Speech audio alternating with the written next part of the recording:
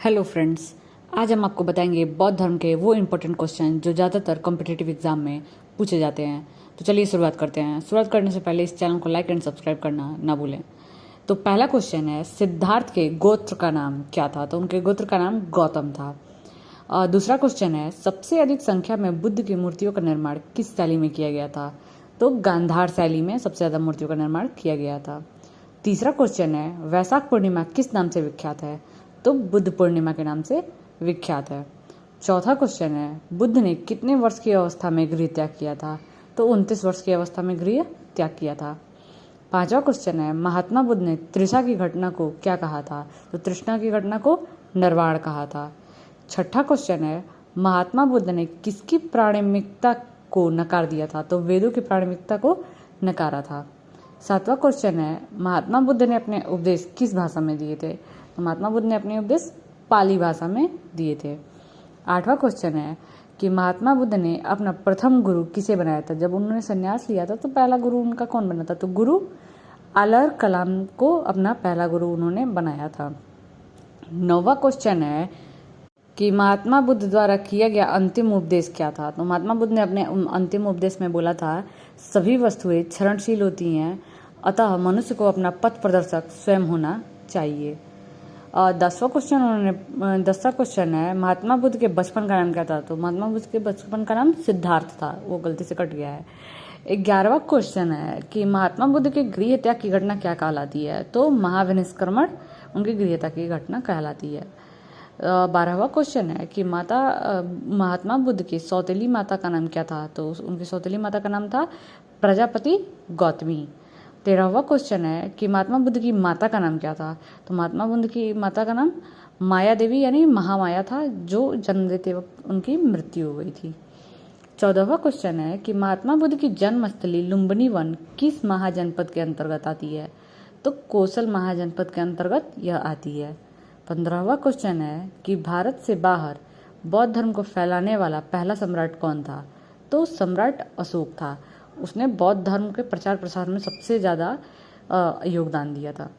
16वां question है कि बौद्ध साहित्य में प्रयुक्त संथागढ़ शब्द का तात्पर्य क्या था? तो संथागढ़ शब्द का तात्पर्य था राज्य संचालन के लिए गठित परिषद। 17वां क्वेश्चन है कि बौद्ध धर्म को अपनाने वाली प्रथम महिला कौन थी?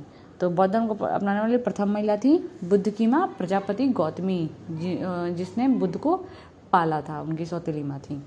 8वां क्वेश्चन है कि बौद्ध धर्म के संस्थापक कौन थे? तो सबको जानता है भाई, गौतम बुद्ध थे। और 19वां है कि बौद्ध धर्म के त्रिरत्न कौन से हैं? तो बौद्ध धर्म के त्रिरत्न हैं बुद्ध, धम्म और संघ। 20वां क्वेश्चन है कि बुद्ध काल में वाराणसी क्यों प्रसिद्ध था? तो वाराणसी हाथी के दांत के लिए प्रसिद्ध था। 21वां क्वेश्चन है कि बुद्ध काल में पत्थर पर काम करने वाले क्या कहलाते थे? तो उस समय बुद्ध पे पत्थर पे काम करने वाले कोहक कहलाते थे। 22वां क्वेश्चन है कि बुद्ध ने कितने वर्ष की अवस्था में गृह त्याग किया था? तो 29 वर्ष की अवस्था में उन्होंने गृह त्याग कर दिया था। 23वां क्वेश्चन है कि बुद्ध ने अपना प्रथम उपदेश कहाँ दिया था? तो बुद्ध ने अपना प्रथम उपदेश सारनाथ में दिया था। 24वां क्वेश्चन है कि बुद्ध के बेटे का नाम क्या था? तो बुद्ध के बेटे का नाम था राहुल। और 25वां क्वेश्चन है कि बुद्ध के प्रथम दो अनुयायी कौन थे? तो बुद्ध के प्रथम दो अनुयायी थे कलिक तथा तपासु। 26वां क्वेश्चन है कि बुद्ध के प्रथम उपदेश देने की घटना को क्या कहा गया? तो बुद्ध के प्रथम उपदेश देने की घटना को धर्म चक्र प्रवर्तन कहा गया। 27वां क्वेश्चन है कि बुद्ध के 5 शिष्यों के नाम क्या थे? तो बुद्ध के 5 शिष्य जो थे प्रिय, वो थे कौंडिन्य, वप्पा, बधिया, असागी और महानामा। 28वां क्वेश्चन है कि बुद्ध के दूसरे गुरु का क्या नाम था? तो उनके दूसरे गुरु का नाम था रुद्रक। 29वां क्वेश्चन है कि बुद्ध की प्रथम मूर्ति कहाँ बनी हुई है? तो बुद्ध की प्रथम मूर्ति जो बनाया गया था वो मथुरा में बनाया गया था। 30वां क्वेश्चन है कि बुद्ध का परिनिर्वाण स्थल कुशीनगर किस महाजनपद के अंतर्गत आता था? तो उस समय वो मल्लगढ़ राज्य के अंतर्गत आता था। 31वां क्वेश्चन है कि प्रथम बौद्ध संगति का उद्देश्य क्या था? तो प्रथम बौद्ध संगति का उद्देश्य था बुद्ध के उपदेशों को दो पिटक में बांटा गया, जो कि विनय पिटक तथा सुत्त पिटक में संकलित किया। 32वां क्वेश्चन है कि प्रथम बौद्ध संगति का आयोजन किसके शासनकाल में हुआ था? तो अजातशत्रु के शासनकाल में हुआ था, जो कि हर्यक वंश से के थे। बिंबिसार के ये पुत्र थे। 33वां क्वेश्चन है कि प्रथम बौद्ध संगति कहाँ, कब और किसकी अध्यक्षता में हुई थी। तो प्रथम बौद्ध संगति हुई थी राजगृह की सप्तकर्णी गुफा में 483 ईसा पूर्व में महाकश्यप की अध्यक्षता में हुई थी और उस समय शासनकाल था अजातशत्रु का। 34वां क्वेश्चन है 5 ब्राह्मणों को बुद्ध ने अपना शिष्य कहाँ बनाया था। तो उर्वेला में बनाया था। 35वां क्वेश्चन है कि द्वितीय बौद्ध संगति किसके शासनकाल में हुई थी। तो द्वितीय बौद्ध संगति कालाशोक जो कि शिशुनाग वंश के थे उनके शासनकाल में हुई थी।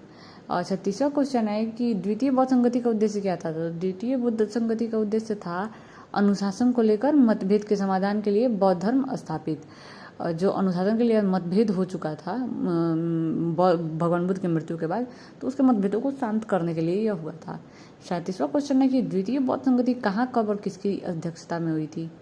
तो वैशाली में हुई थी 383 ईसा पूर्व में। सर्वकामनी की अध्यक्षता में यह हुई थी। 38वां क्वेश्चन है कि तृतीय बौद्ध संगति का आयोजन किसके शासनकाल में हुआ था। तो तृतीय बौद्ध संगति का आयोजन सम्राट अशोक के शासनकाल में हुआ था जो कि मौर्य वंश के थे। 39वां क्वेश्चन है कि तृतीय बौद्ध संगति कहाँ, कब, किसकी अध्यक्षता में हुई। तो पाटलिपुत्र में हुई थी 251 ईसा पूर्व में। मोगलीपुत्र में हुई थी और यह मोगलीपुत्र 30 की अध्यक्षता में हुई थी। 40वां क्वेश्चन है कि ज्ञान प्राप्ति के बाद सिद्धार्थ को क्या कहा गया। तो ज्ञान प्राप्ति के बाद सिद्धार्थ को गौतम बुद्ध का नाम दिया गया। 41वां क्वेश्चन है कि जिस स्थान पर बुद्ध को ज्ञान प्राप्ति हुई वह स्थान क्या कहलाया। तो वह स्थान बोध गया कहलाया।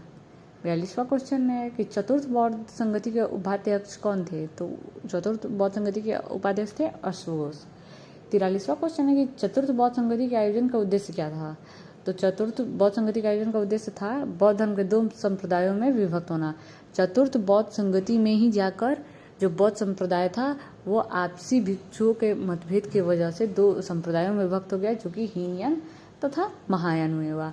जिसमें से जो हीनयान वाले थे वो भगवान बुद्ध के विचारों पर चले और जो महायान थे वो भगवान बुद्ध को स्वयं भगवान मानकर ही चले। तो ये लोग महायान भगवान बुद्ध की पूजा करते हैं और हीनयान जो है वो परम ब्रह्म की पूजा करते हैं, मतलब कि वो उनके उपदेशों की पूजा करते हैं। वो लोग किसी को भी अपना भगवान नहीं मानते हैं, वो जो शिक्षा दी है उन्हीं के रास्ते पे चलते हैं। 44वां क्वेश्चन है कि चतुर्थ बौद्ध संगति किसके शासनकाल में हुई। तो चतुर्थ बौद्ध संगति हुई कनिष्क कुषाण वंश के शासनकाल में हुई थी। और अगला क्वेश्चन है कि चतुर्थ बौद्ध संगति का आयोजन कहाँ, कब, किसकी अध्यक्षता में किया गया। तो कश्मीर के कुंडल वन में यह चतुर्थ बौद्ध संगति हुई और यह प्रथम शताब्दी ईस्वी में हुई थी और वसुमित्र की अध्यक्षता में हुई थी। 46वां क्वेश्चन है कि गौतम बुद्ध को ज्ञान प्राप्ति किस रात्रि को हुई थी। तो वैशाख पूर्णिमा की रात्रि को उनको ज्ञान प्राप्ति हुई थी जिसे हम लोग अब बुद्ध पूर्णिमा के नाम से जानते हैं।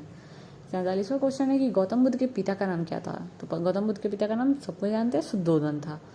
48वां क्वेश्चन है कि गौतम बुद्ध का जन्म कहाँ हुआ था। तो गौतम बुद्ध का जन्म कपिलवस्तु के लुम्बिनी नामक स्थान पर हुआ था जो अभी नेपाल में है। 49वां क्वेश्चन है कि गौतम बुद्ध का जन्म कब हुआ था। तो कब हुआ था 563 ईसा पूर्व में। क्वेश्चन है कि किसे लाइट ऑफ एशिया के नाम से जाना जाता है। तो भगवान बुद्ध को ही लाइट ऑफ एशिया के नाम से जाना जाता है। अगला क्वेश्चन है कि अजीवक संप्रदाय की स्थापना किसने की थी। तो अजीवक संप्रदाय की स्थापना मखगिलो शाल ने की थी। 53वां क्वेश्चन है कि अशोक को बौद्ध धर्म में किसने दीक्षित किया था। तो अशोक को बौद्ध धर्म में मोगलीपुत्र ने दीक्षित किया था जिसने बौद्ध संगति भी कराया था तृतीय। 54वां क्वेश्चन है कि गौतम बुद्ध के प्रिय घोड़े का नाम क्या था। तो उनके प्रिय घोड़े का नाम था कंथक, जिस पर वो चढ़कर आए अपने राजमहल से निकले हुए थे संन्यास के लिए। और गौतम बुद्ध के सारथी का नाम क्या था। तो गौतम बुद्ध के सारथी का नाम चन्नी था जो कि उन्हें नदी के किनारे तक छोड़ा था संन्यास के लिए। तो यह थी हमारी इम्पोर्टेंट नोट्स जो कि आपके लिए काफ़ी हेल्पफुल होगा और आगे हम जानेंगे जैन धर्म के इम्पोर्टेंट क्वेश्चंस के बारे में। तो इस चैनल को लाइक एंड सब्सक्राइब करना ना भूलें।